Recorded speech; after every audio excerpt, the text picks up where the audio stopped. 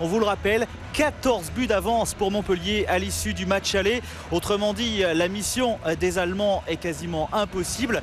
Mais tant que le match retour n'a pas été disputé, bien évidemment, il va falloir croiser les doigts pour les Montpelliérains pour une qualification en demi-finale donc de cette Ligue des Champions face au dernier finaliste, au leader de la Bundesliga, au dernier champion d'Allemagne. Donc un gros morceau. Flensburg, les Montpelliérains qui par le passé avaient plutôt l'habitude en Ligue des Champions de créer l'exploit au match retour à domicile.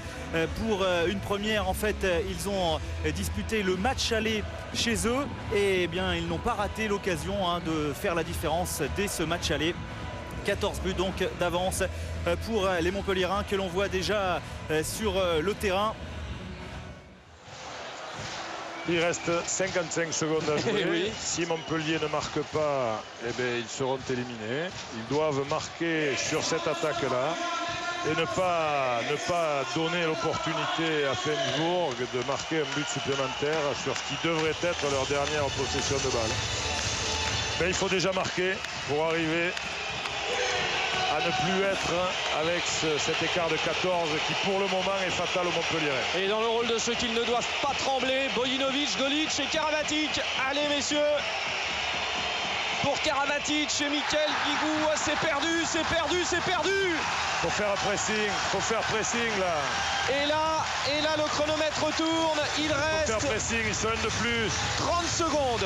30 secondes, mais Flensburg à ce moment-là est qualifié. Ils sont un de plus, il ne faut pas hésiter à se livrer, il ne faut pas hésiter, les arbitres ont levé le bras. Attention, oui, refus de jeu, il faut défendre. Le chronomètre va-t-il s'arrêter? Oui, mais il y a un temps mort demandé par l'entraîneur de... Oui, ce qui est absolument bien vu. Bien sûr. Donc il restera 22 secondes à jouer. Les arbitres sont au refus de jeu, c'est-à-dire que l'équipe de Flensburg va devoir jouer son attaque très vite. Donc trouver une situation immédiate. Ce qui veut dire que Montpellier aura encore une possession de balle. Il est bien évident que s'ils encaissent ce but, ça sera terminé. Voilà, donc suspense terrible. Suspense terrible, récupérer la balle et surtout celui qui va se présenter, si c'est le cas, devant Jan Olper. Celui-là ne devra pas trembler parce qu'il sera chargé d'emmener Montpellier en demi-finale de la Ligue des Champions. Sinon, ce sera Flensburg qui rejoindra Ciudad Real, Cellier et Barcelone. Allez, pendant 22 secondes, ça va être terrible. Un grand moment de sport, quoi qu'il arrive. Avec Bergueux. Il va y aller tout seul. Bergueux, oui, il provoque les fautes. Attention au chrono qui tourne. Il faut arrêter le chronomètre là. 14 secondes à jouer. Oui, 14 secondes. Il faut qu'il tire tout de suite. Oui, et puis il faut surtout jouer le contre. Il faut qu'il prenne il faut laisser tirer. Attention, voilà, c'est sifflé, c'est sifflé. Faut libérer. La balle. Faut libérer. Ils ont arrêté à 10 secondes. 10 secondes à jouer. Claude Onesta, il y a 10 secondes. Il va prendre 2 minutes. Ça veut dire que les Montpelliérains vont jouer à 6 contre 4.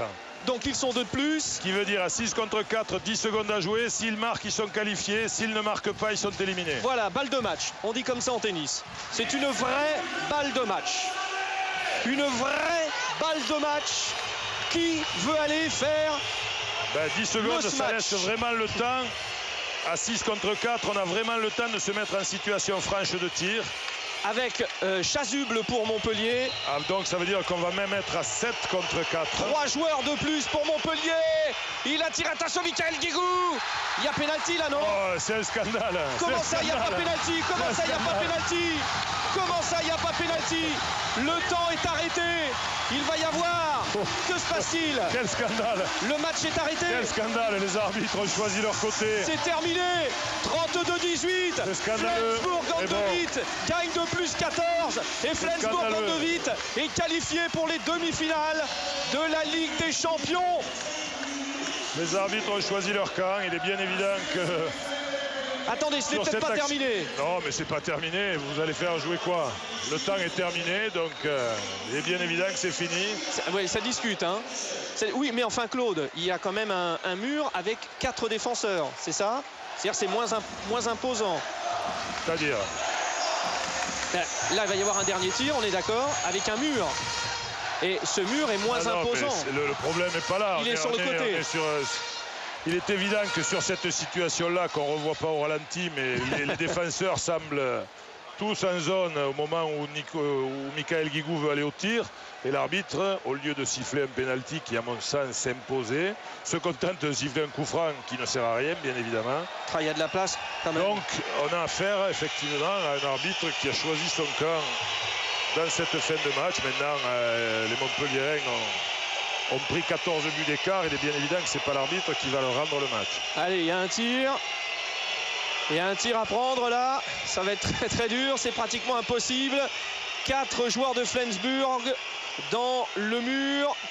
Jensen, Laskovic, Palmer. Ouais, énorme. Greg Antil, on t'adore. C'est énorme. Vous l'avez vu, c'est un Claude Destin. Et d'où il sort celui-là? C'est fabuleux. Les Montpelliérains se sont couchés les uns sur les autres. Mais qu'est-ce qu'on aime le handball. Il y est. Un but historique. Jamais ce n'est rentré ça dans l'histoire du handball. Jamais. Et c'est passé entre les jambes d'Olpert.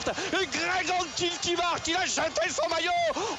Montpellier est en demi-finale de la Ligue des Champions. Eh bien, écoutez, je crois que il en aura tout vu. Hein. Je crois que Greg, il en aura fait. Et il a sûrement pas fini d'en faire. Bien évidemment, ce coup franc en situation où il était complètement fermé. Un coup franc direct à la fin du temps. Arrivé à la fin du match, et je crois qu'effectivement les joueurs de Flensburg sont en train d'aller s'en prendre aux arbitres pour gueuler sur le dernier tir sur coup franc. Je crois que ce tir sur coup franc n'aurait pas dû avoir lieu parce que la faute était plus grave et méritait mieux. Mais comment ça peut se passer ça? Oh, comment ça peut se passer? Ça se passe dans la tête de Greg, il se passe tellement de choses. Oh là là.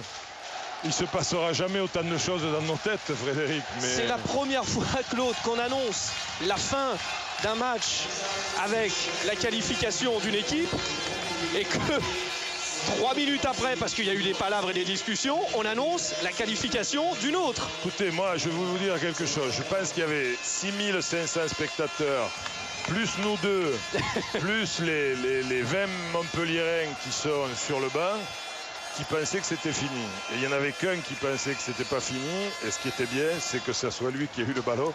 Parce que lui, il y a cru jusqu'au bout. Et Greg il a fait ce qu'il fallait. Greg Antil, double champion du monde, historique. Oh là là là là là là là. Oh là. Alors, donc on rappelle les 4 qualifiés pour les demi-finales de la Ligue des Champions. Ciudad Real, Barcelone, 2 clubs espagnols, Cellier, les Slovènes, les tenants du titre, et Montpellier, vainqueur avant. Voilà, c'est aussi simple que cela. On revoit ce tir inoubliable.